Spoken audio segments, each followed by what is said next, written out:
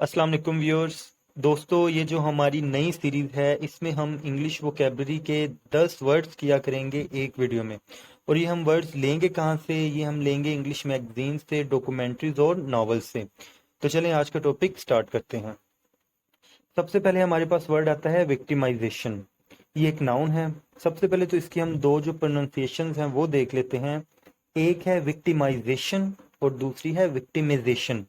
आपने इसमें माइनर से एक फर्क देखा होगा, माइजेशन और मेजेशन। तो ये दोनों ही प्रोनाउंसिएशन ठीक हैं। एक अमेरिकन है और दूसरी ब्रिटिश है। तो आप इसे गूगल में भी इसकी प्रोनाउंसिएशन चेक कर सकते हैं। तो इसका मीनिंग क्या है जी? The action of singling someone out for क्रूर और अनजस्ट ट्रीटमेंट। और उर्दू में इसका सिंपल सा मीनिंग बनता है इल्ज़ाम लगाना, झूठा इल्ज़ाम लगाना। तो इसका जो ओवरऑल हमारे पास मीनिंग बन रहा है वो ये है कि जब किसी पे कोई झूठा इल्ज़ाम लगाया जाता है या उसके साथ बदसलूकी की जाती है किसी किसी भी चीज़ की बुनियाद पे, किसी एक बंदे के साथ या किसी ग्रुप के साथ, तो बेसिकली उससे उसके साथ क्या हो रही होती है? विक्टिमाइजेशन। जैसे कि पॉलिटिकल विक्टिमाइजेशन बहुत आजकल पॉपुलर है, जिसमें एक पार्टी दूसरी पार्टी पे इल्ज़ामात लगाती है कि इसने इतनी करप्शन की, इसने इतनी करप्शन की है, चाहे उसके पास प्रूफ हो या ना हो। तो वो बेसिकली क्या, जो वो इल्ज़ामात लगा रहे होते हैं, तो इस अमल को क्या कहते हैं? विक्टिमाइजेशन। तो अब नीचे इसके दो एग्जाम्पल्स हैं, उन्हें भी हम देख लेते हैं। Ali suffered victimization due to his support for Pakistan national party.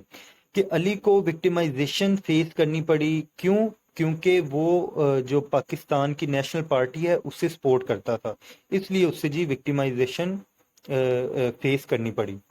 तो दूसरे नंबर पे है we should be able to speak up without fear of victimization. कि हमें बिल्कुल आज़ादाना बोलना चाहिए, अपनी आवाज़ उठानी चाहिए बगैर किसी विक्टिमाइजेशन के खौफ के। तो ये थी हमारे पास विक्टिमाइजेशन। और नेक्स्ट हमारे पास आ जाता है वॉइड।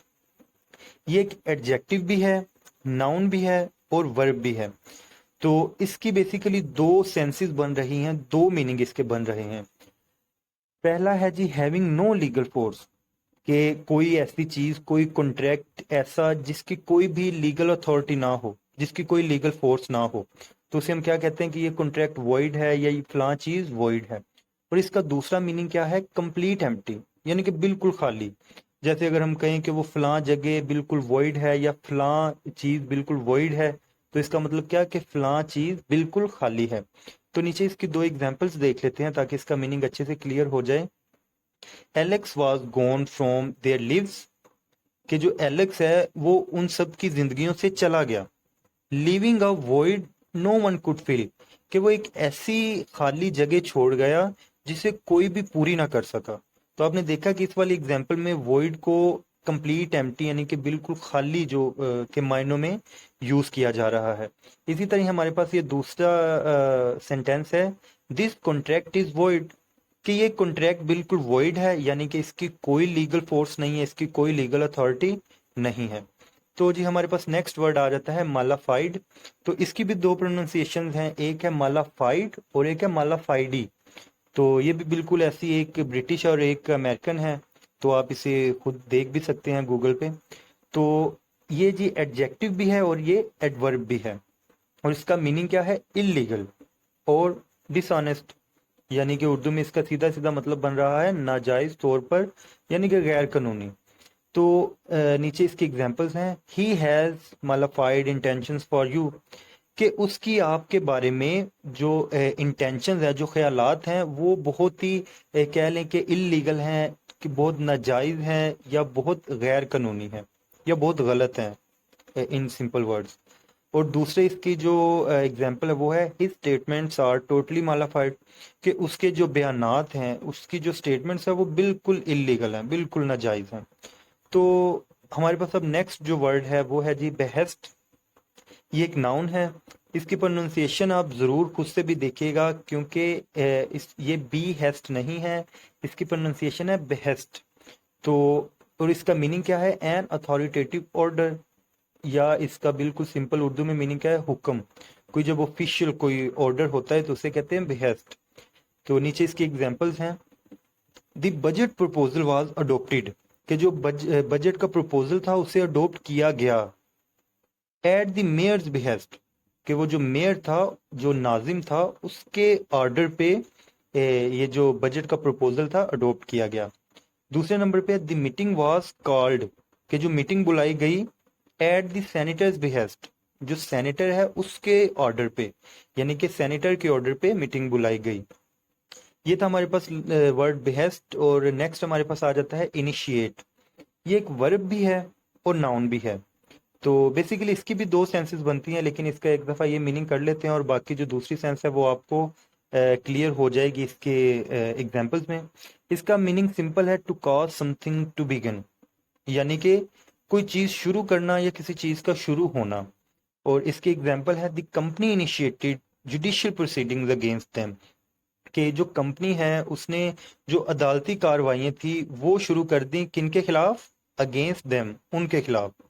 और दूसरे नंबर पे है जी, दी सीक्रेट्स आर नोन कि only to a small group of initiates, कि ये वाले जो राज हैं ये सिर्फ एक वो खास किस्म के जो इनिशिएट्स का जो ग्रुप है उन्हीं तक महदूद हैं या उन्हीं को मालूम है। तो इधर ये जो दूसरी एग्जांपल में इनिशिएट्स है, इसका मीनिंग आ रहा है जब कोई एक शख्स या एक ग्रुप किसी नए ग्रुप को किसी नए ग्रुप के अंदर एंट्री करता है या किसी नए ग्रुप में एडमिट होता है तो और उसकी सारी चीज़ें एक्सेप्ट कर लेता है, तो वो कर रहा होता है? इनिशिएट हो रहा होता है उस ग्रुप में। तो ये इसकी दूसरी सेंस थी इनिशिएट की। और इसके बाद हमारे पास वर्ड आ जाता है डिमॉन्स्ट्रेट।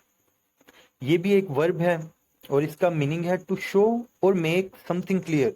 और इसका उर्दू में सिंपल मीनिंग है मुजाहिरा करना या जाहिर करना। तो ओवरऑल इसका मीनिंग हमारे पास क्या बन रहा है? किसी चीज़ का मुजाहिरा करना या किसी चीज़ को बिल्कुल क्लियर तौर पे जाहिर करना।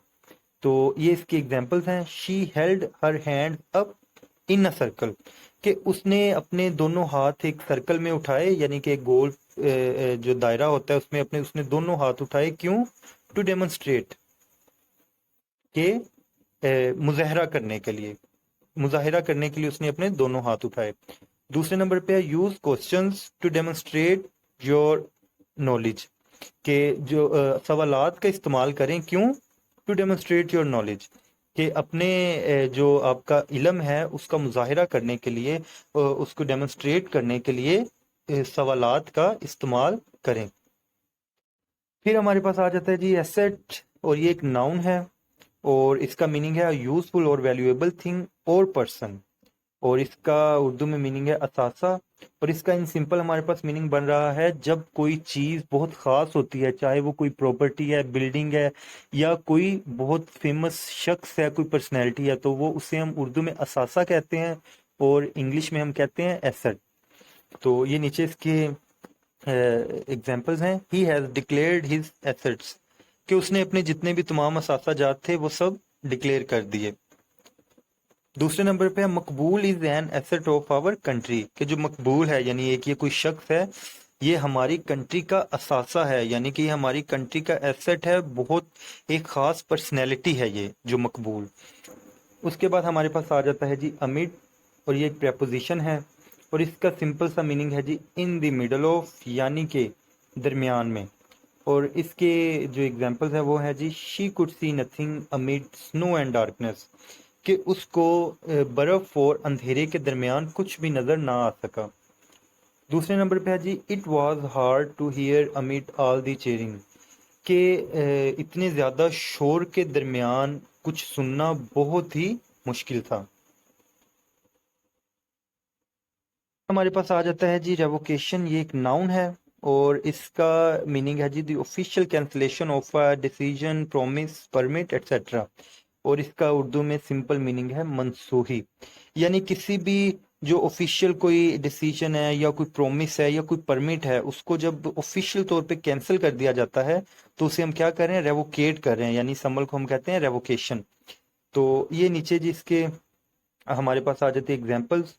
The owner increase risk of revocation of orders, के जो ओनर है उसने ये जो ऑर्डर्स की मनसूखी का या ऑर्डर्स को कैंसिल करने का रिस्क बढ़ा दिया।